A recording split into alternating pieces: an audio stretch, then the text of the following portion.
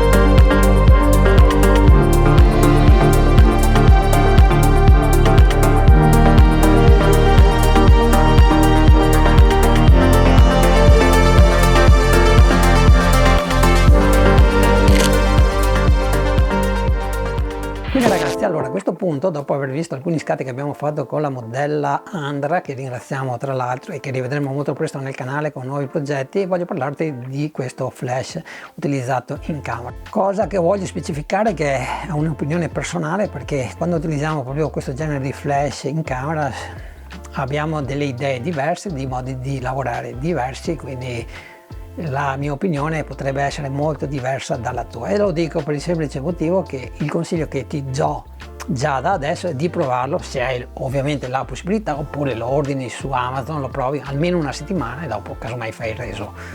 Allora, personalmente queste foto io le ho scattate col 50 mm e te lo dico per il semplice motivo che sono abituato a scattare col 50-85 in studio. Queste sono le lenti che utilizzo, ok? Il 35 raramente, anzi quasi mai lo uso, e con questa ring light, se vuoi una catch light decisamente bella che va a entrare esattamente sull'iride dell'occhio, devi utilizzare 35 e ti devi avvicinare, ok? Quindi se sei abituato a utilizzare in studio 35 non avrai nessun tipo di problema.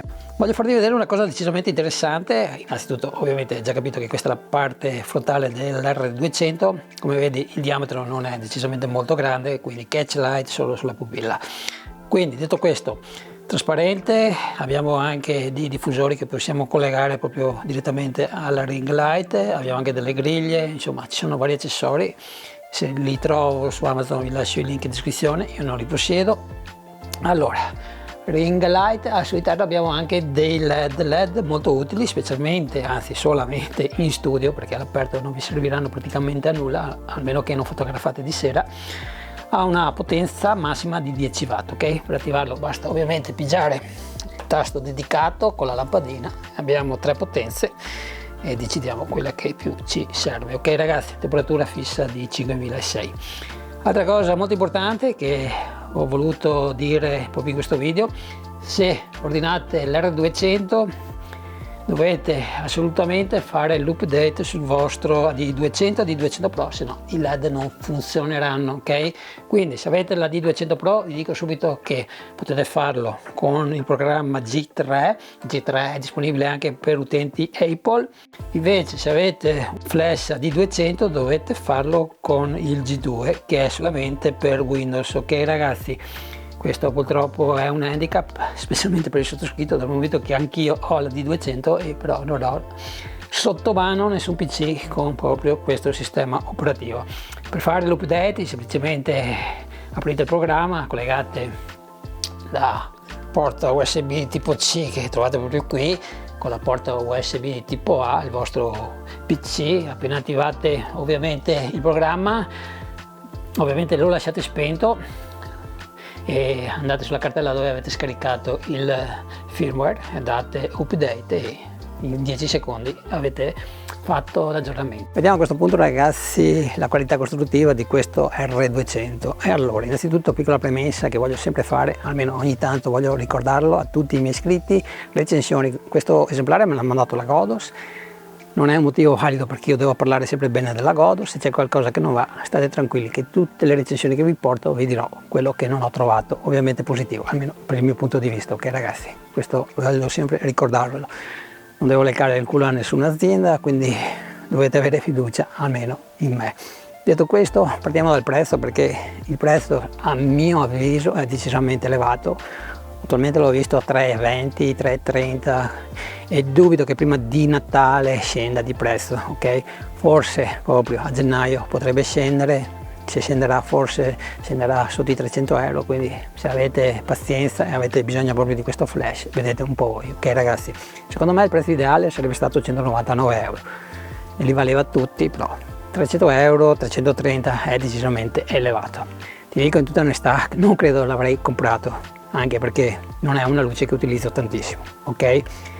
Materiali, allora, nel momento che spendiamo questa cifra mi sarei aspettato decisamente qualcosa di meglio. Non sono plastiche cheap, voglio ovviamente sottolinearlo, però non sono neppure quelle plastiche pro che ho visto in altri prodotti di altre aziende e anche usate proprio dalla Godos, ok? Questo voglio specificarlo. Il bracket è in metallo, è fatto bene per l'amor di Dio, però non ci hanno messo neppure una quick release da agganciare velocemente lo stativo. Abbiamo due filetti, uno da un quarto, uno da un ottavo, quindi devi perdere un sacco di tempo ad avvitarlo perché poi si attorciglia anche il filo. Insomma, io ho risolto con una testa sfera che avevo da un vecchio cavalletto, ok ragazzi? Complessivo voto è positivo perché ovviamente non è proprio costruito male, non voglio dire questo. Comunque state attenti quando lo utilizzate off camera, perché se vi cade lo stativo perché arriva un colpo di vento, se abbiamo ovviamente asfalto, cemento, quasi sicuramente queste plastiche si romperanno, ok? Quindi sempre occhio ragazzi. Altra cosa molto importante, il grip. E qui insomma ci sono fotocamere che mi sono trovato bene, come la EOS R, potrei lavorarci anche un'intera giornata. Il peso aumenta perché pesa circa 1 chilo, questo R200, quindi il peso del tuo obiettivo fotocamera nell'arco della giornata lo puoi sentire, poi dipende sempre da come siamo abituati. Con la Sony A7C praticamente posso farci al massimo 2 ore, dopo sono già stanco perché ti distrugge la mano, ok? Perché mi distrugge la mano? Perché ovviamente bisogna specificare le cose, bisogna dirle bene, perché sennò qualcuno potrebbe fraintendere e anche spaventarsi. Allora, questo è un caso estremo, ok? Stiamo parlando di Sony A7C full frame super compatta. Personalmente io l'ho preso proprio per questo, ok? Quindi se qualcuno mi dice comprati una fotocamera normale, beh no, io preferisco la Sony A7C, ok? Ci siamo capiti. Quindi se sei possessore di una A7 IV, A7 III, R6, R5 e compagnia bella, insomma ci siamo capiti, abbiamo un grip decisamente migliore e poi se ci aggiungiamo proprio l'R200 sì, il peso aumenta, tutto quello che vuoi, però alla fine puoi lavorarci anche per un'intera giornata, ok? Qui no, perché no? Lo faccio vedere da vicino così ti rendi conto. Io ho una mano sì grande, normale, magari una donna avrebbe decisamente meno problemi a lavorare con la Sony A7C, con l'R200, però io non riesco a mettere il mignolo. Dove lo metto? Sì, ce la faccio lo stesso a fotografare per un'oretta, anche 2, però credimi, dopo già mezz'oretta sento le dita decisamente rigide, ok? E non è un bel lavorare. ok? Ripeto, una fotocamera normale, un grip normale, avrai un po' di problemi, ti devi abituare, però è una cosa fattibile. È ingombrante, lo ripeto. E poi se ci metti anche questo piatto di bellezza, beauty dish, ricordo che non è in dotazione, lo devi acquistare separatamente. Ti dico subito che il suo lavoro lo fa decisamente molto bene. Puoi anche considerare l'acquisto. Personalmente non lo farei perché costa decisamente troppo, perché costa 75 euro. Sinceramente per un pezzo di ferro ti danno anche la griglia, però 75 euro, beh, o lo devi utilizzare molto, se no non so se ne vale veramente la pena. Quindi devi valutare e, ripeto, devi avere la possibilità di provarlo. Amazon, fai reso se non ti piace. Quando utilizziamo l'R200 con la D200 in camera, la D200 dobbiamo utilizzare questa borsetta che ci danno in dotazione, ok? La mettiamo a tracolla e ti posso garantire che non la sentirai neppure un po' addosso, ok? E ti muovi decisamente molto bene. Questa borsetta innanzitutto ti permette anche di leggere il display, quindi vedere le potenze, ma comunque farei come sempre fatto tramite il trigger, perché ricordo che hai sempre bisogno di un trigger per lavorare con l'R200, ok ragazzi?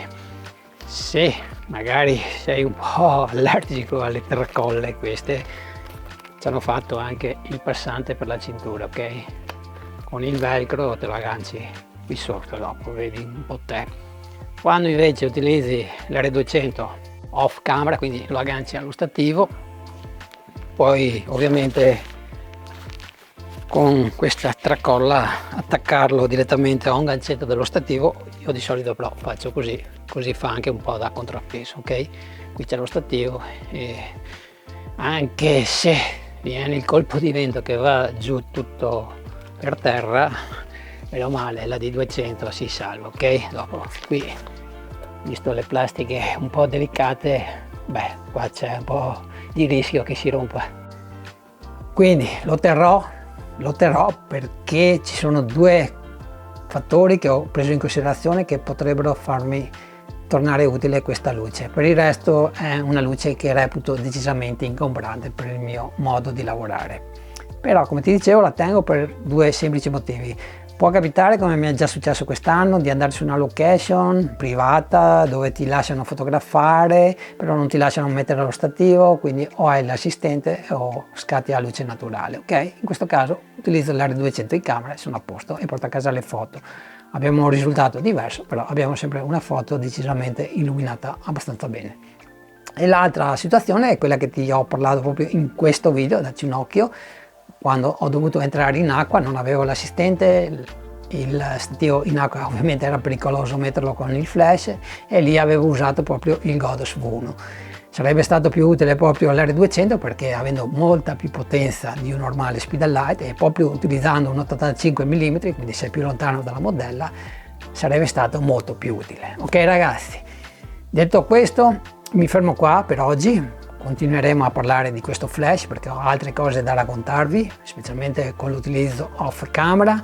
Quindi se hai domande, questo è il momento giusto per farle qui sotto, che io ti aiuterò ovviamente se posso. E ti do appuntamento alla prossima settimana e se questo video ti è piaciuto ti invito a lasciare un like e dirmi la tua opinione. Ciao e alla prossima!